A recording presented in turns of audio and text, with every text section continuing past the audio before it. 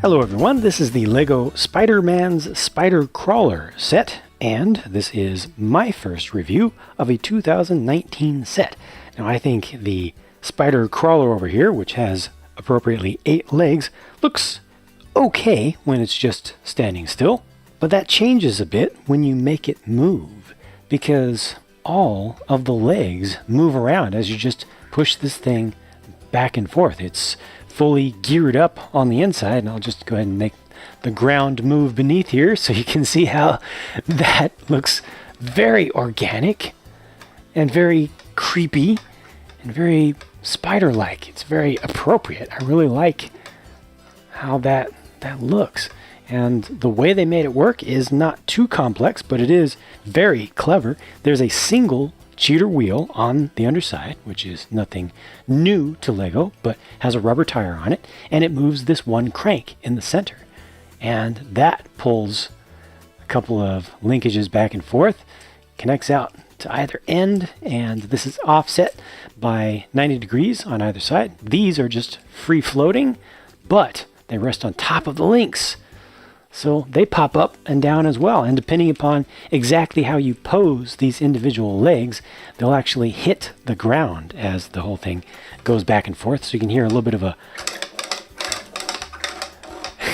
clickety-clack sound, and I have just the fronts and the rears that are able to hit the ground right now. You can make the sides do the same. So that is just a really, really cool thing, I think, being able to make this look so alive. The motion is really what it's all about. You don't really get a good feel for just how cool this thing is, at least in my opinion, by just looking at the photographs of it. It's so much different. I wasn't personally all that impressed by the look of it in the photographs, but when it moves, that's really good stuff. And there's more to it, because you can also pose all of these legs to some degree just in a static pose. So rather than having some of the legs being up all the time, if you just want this to be on display, you can bring them down. You can put them into more aggressive poses as well. These front ones can be rotated, so you can actually use them to grab something a little bit. I guess they could kind of press together like this.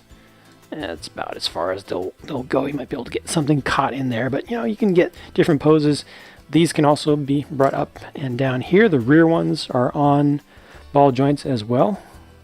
And then this is a little spider shooter. It just uses a stud shooter, small sub-assembly there, and you push on this and it just fires that off, and it even has a spot for a second one there. You can use that as spare ammo, and there are a couple of stud shooters on the front as well.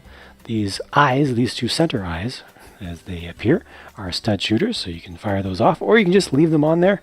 If you don't like stud shooters and the fact that when you fire them, the studs tend to like to get lost, well, just leave them on there, and they look like eyes, and they look appropriate. Got the little teeth-looking things, little claws on the front, and yeah, this does not go up and down. That's just fine.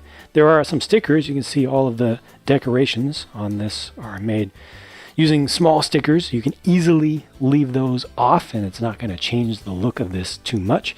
These are these nice, shiny, bright silver painted pieces. They're painted pretty well. They don't scratch off too easily, but it's better than chrome coating, which tends to chip off over time. And yeah, that's just that. It's a nicely designed thing that I think is going to be a lot of fun to play with. On the bad guy side of things, we get this all-new rendition of Sandman. I personally feel like this is the best rendition of Sandman in LEGO to date in any official product, because it really captures that shape as he emerges from the ground, and the sand all starts to swirl together into the human-style form up above.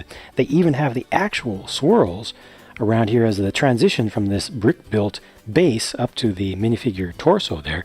This is a recolor of the dual-molded Rogel piece, the Rogel base from the LEGO Nexo Knights series, and it's absolutely perfect here with the tan on dark tan. We'll take a closer look at the figure itself, but you can also remove this the way that it's done, so you can have just the minifigure version of him. Has a much wider base than normal minifigure legs, so even with this huge hammer here, the big sand mallet, he's still able to be posed in a way that balances well enough. And he's going around stealing stuff, and in this set in particular, they have him stealing gems. So here's one gem that's on display, for example, as a target. But what does Sandman do when he steals stuff? He doesn't just hold it in his sand hands. He kind of sucks it down into the sand base, the mass of him, and he can transport it underground if he wants to. Well, they've taken that into consideration with this base that they've built here by creating storage space inside. So he really brings the stolen items down within his sand mass. And there are a total of 6 gems included in the set. So you see here 1 blue, 1 red, 1 bright green. They also have a spare of each. So, a nice haul of treasures, and that works out well. You can use the two together. You can use this by itself. I think this is nicely done. And then here's a new version of Vulture.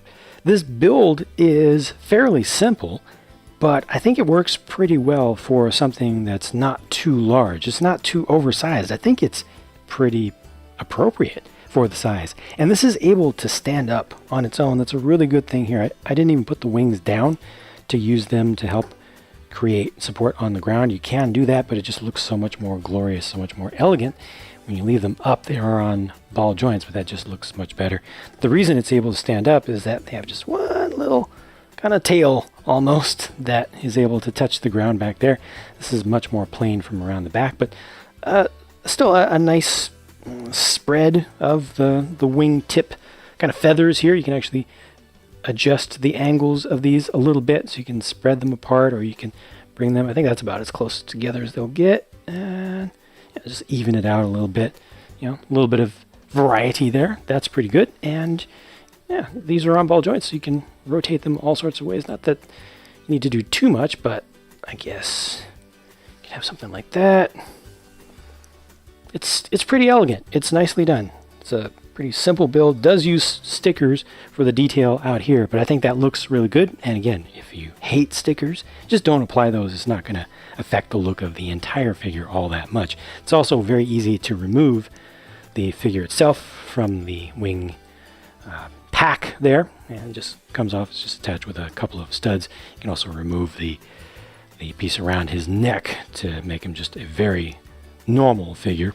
There's that up close, so you can see the details of the face a little bit better, and also the torso print. Got a medium silver color for the stud shooter there. I think that actually looks pretty nice, much nicer than the standard black ones.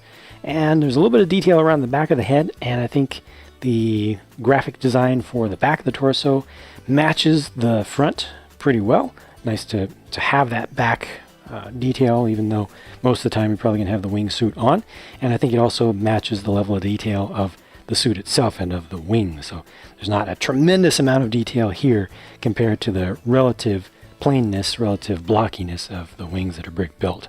Then here's a better look at Sandman, and I think the graphic design here is very good as well. You get a sense of flow.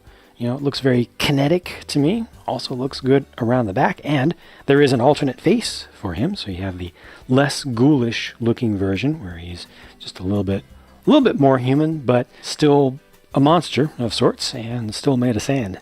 This version of comic Spider-Man is, I don't know, I think it's one of my favorite to date that Lego has made. It has the dual molded legs, and I really like the head. It's got the more simplified comic style, but it's still much more detailed, I think, and more finely produced than some of the ones they've done in the past. The print on the torso is probably not my favorite, but the head I like so much. The printing around the back, I think, is pretty on point. I like the print on the torso on this one, and the print on the head. I only wish that the webbing detail went around the head all the way onto the sides. It's the only thing that's missing here. And then there's this guy I've been holding out. This is Spider-Man 2099. This is a figure that I feel you really need to get up close to appreciate, with the smaller little, regular blue dots on top of the dark blue, and they kind of feel gradiated around the the head, because they changed the spacing a little bit as far as I can see, just around the edges. It might be just an artifact of how it's printed, but it looks really good around the main mask. Level of detail could have been increased if they had brought some of that printing down into the legs, or at least down to the hips. Create a little bit of transition, I think would have been good. And of course some printing on the arms would have been great as well. But what is there, I think, is pretty good. Maybe a little bit lacking on the back. Cool figure to get, cool character to officially get in Lego form. And it also comes with some web blast accessories, a whole little bag of them. So you get different ones that can be put together in different ways, using the bar extensions on some of them, using hollow stud pieces to adapt them. You get these clear pieces with the horizontal bar with the stud in front, so you can attach them to hands. You get the web handcuffs as well, and there are a couple of larger pieces from that same series that can be used with the stud shooters on the crawler, the spider crawler itself. So you just stick these stud ends, especially into the one that's on the abdomen. It's easiest to use there. Stick one of these in there, and then you can actually fire off a little web. And these are nice looking. They're kind of 3D, you know, they're not just flat, they're actually rounded. Doesn't feel like something that's just stamped out. Nicely done, and they're a little bit soft as well. They have a kind of a matte finish on them, a satin finish. It makes them feel a little bit higher in quality, even though it's just a matter of texture. I like these. This is a good toy. It is, I think, better than it appears once you actually get everything built up and you really look at what it comes with. It's a very good Sandman. It's a very respectable Vulture with the wing suit that's appropriate for the figure. The selection of figures in general is very well balanced. The accessories work out really nicely. And the main thing that you're paying for there is the main thing that is better than it appears. The mechanism is really clever. It feels very, very fun. Plus it has the extra little action features built into it that are actually useful. The price part ratio is good. It's quite good by itself, looking at it by itself. But I personally do feel like the price to volume of stuff ratio isn't the best. It's not bad, but I wouldn't mind if this was just a little bit cheaper, No, 35 I think would be ideal, but at 40 it's not bad. And I think that the play value that can be extracted from this is very strong. I think that this will have a lot of replayability as kids come up with different scenarios and mix these in with other sets if they have them available. Just really well done. You know, take the Vulture figure off, take the Sandman figure off, try different things. Mess around with the different accessories, put them together in different ways since they are fully buildable.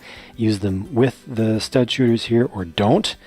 Just lots of really good stuff that you can do with this. A very well designed toy that I fear won't sell as well as it should, just because you need to see the thing actually in action to really be able to appreciate it. If only they had put like a QR code on the front of this. You scan it and you get just an animation of this. That's just so cool.